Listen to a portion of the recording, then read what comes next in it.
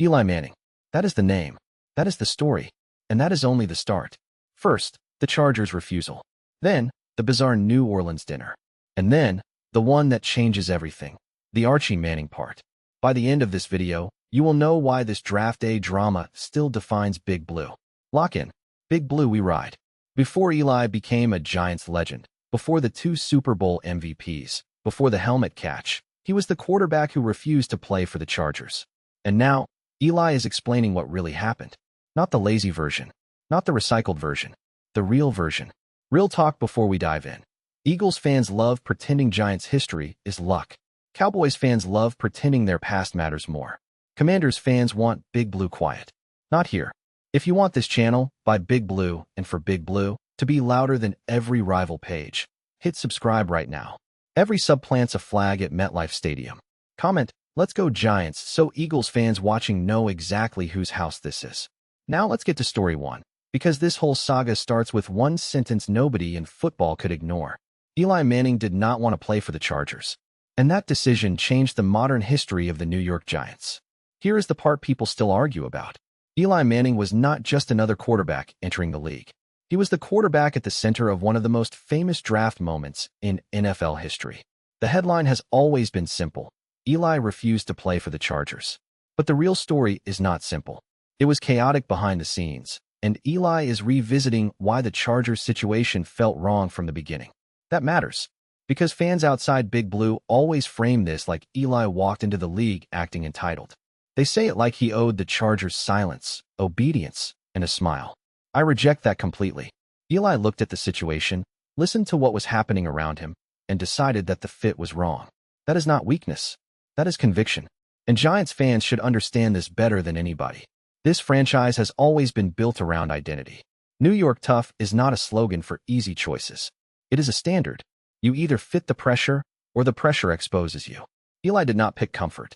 He picked the right football home. And look at what followed. 2 Super Bowl runs, 2 Super Bowl MVPs, and a helmet catch living forever in football history. That is not a footnote. That is franchise destiny. Now, here is the truth nobody is telling you. The refusal is not the scandal. The refusal is the doorway. Without that moment, the Giants do not get the quarterback who becomes the calmest man in the biggest storms.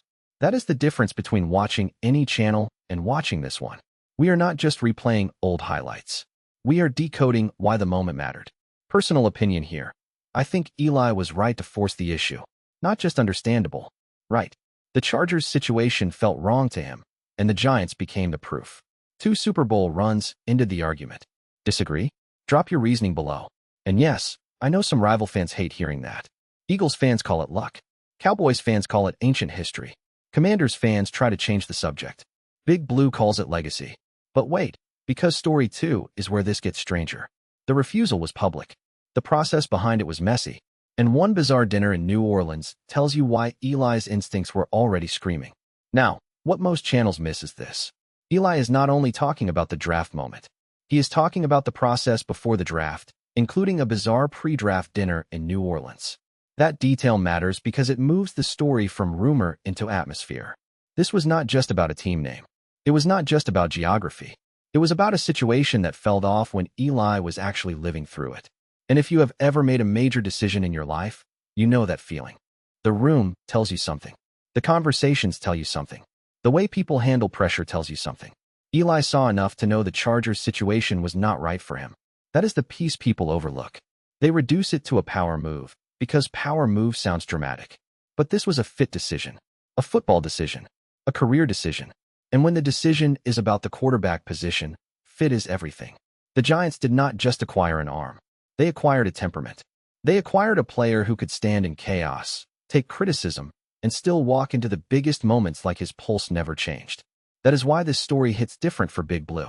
Because the same calm that made Eli willing to take heat before his career started became the same calm that carried him through Super Bowl runs later. Film does not lie. Eli's legacy is tied to pressure. The draft pressure came first. The New York pressure came next. The championship pressure came after that. And he never ran from the stage. I'll say it, and I know half of you will fight me on this. In my opinion, that New Orleans dinner is the most revealing detail in the whole story outside the Archie piece. Not because of what was served, Because it showed Eli the environment. The fit was wrong, and he trusted it. Tell me I'm wrong. Now I want your take. Comment right call if Eli was justified. Comment bad look if you think refusing the Chargers crossed the line. No middle ground. Make me defend my position. Quick reminder, if you are still here, you are Big Blue. Hit subscribe, because story 3 is the one rivals hate most. What comes next is the real bomb. Not the refusal, not the dinner. The father angle. The part Eli wants cleared up. The part that changes how people talk about Archie Manning. Stay with me. Stop for a second. Forget the debate shows.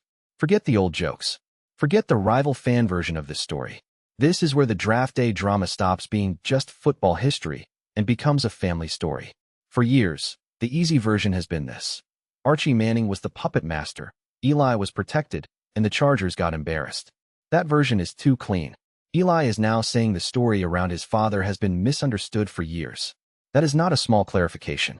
That is the heart of the whole saga. Because if Archie has been carrying blame for something that was more complicated behind the scenes, then the football world has been repeating an incomplete story for years.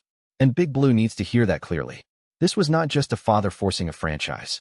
This was a quarterback, a family, and a chaotic draft process colliding in front of the entire league. Now the bomb drops.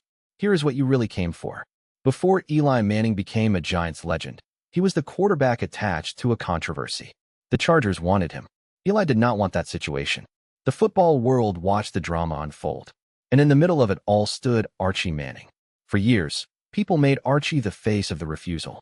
They turned him into the villain of the story. They acted like Eli was just along for the ride. Eli is pushing back on that. He wants to clear up a major part of the story involving his father, because the way it has been told has been misunderstood for years. That is huge. Because legacy is not only what happened. Legacy is how people explain what happened after the fact. The football world loves simple characters. Hero, villain, spoiled prospect, angry father, embarrassed franchise. But real life is messier than that. Eli is revisiting why the Chargers situation felt wrong, how chaotic the process became behind the scenes, and why the Archie narrative needs correction. Connect this to story 1. The refusal was the public headline. That is what everybody remembers. The image, the tension, the awkwardness, the shock. Connect it to story 2. The New Orleans dinner gave Eli a window into the situation. It added texture. It showed that this was not just a random rejection. Now connect both to Archie. If Eli had his own reasons, his own red, and his own discomfort with the Chargers situation, then Archie was not the entire story. He was part of a family conversation inside a chaotic process. That distinction matters. And Giants fans should defend it. Because rival fans have spent years trying to use this story as a stain. They act like the beginning somehow cancels the ending. No, the ending validates the beginning. Eli became a Giant. Eli became a champion. Eli became a 2-time Super Bowl MVP.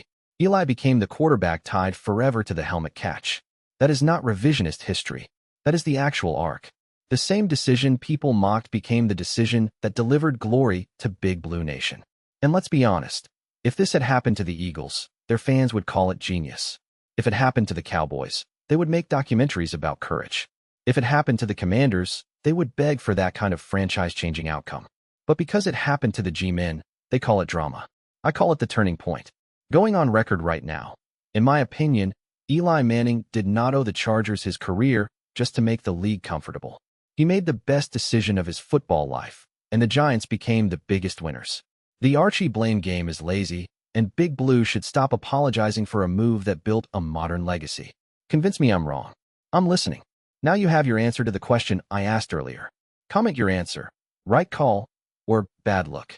If this analysis hit, like the video. That is how we keep the algorithm pushing real Giants breakdowns instead of lazy rival noise. 3 pieces. 1 picture.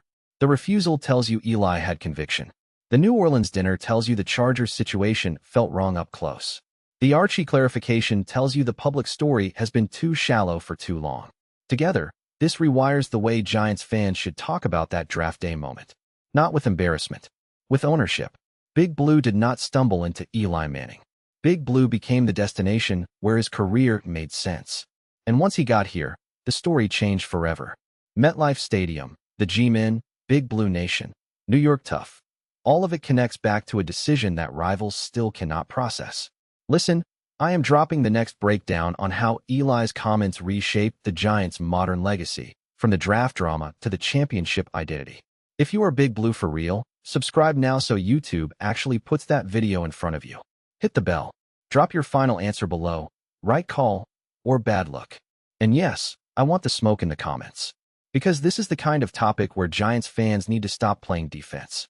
The Eagles, Cowboys, and Commanders do not get to define our history. We define it. But listen closely. One decision is still hanging over this whole conversation. How the league chooses to remember Eli's role in that draft drama. Was he the quarterback who refused a team? Or was he the quarterback who trusted his read, landed with the right franchise, and changed Big Blue forever? That answer is still being argued every time this story comes back. And it is back now because Eli is speaking for himself. That matters. The next domino is the legacy debate. The Giants' side is clear. The rival side is loud. And the truth sits right in the middle of those two Super Bowl MVPs. Big Blue, the battle is here.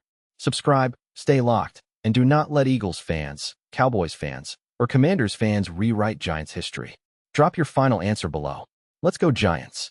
We ride together.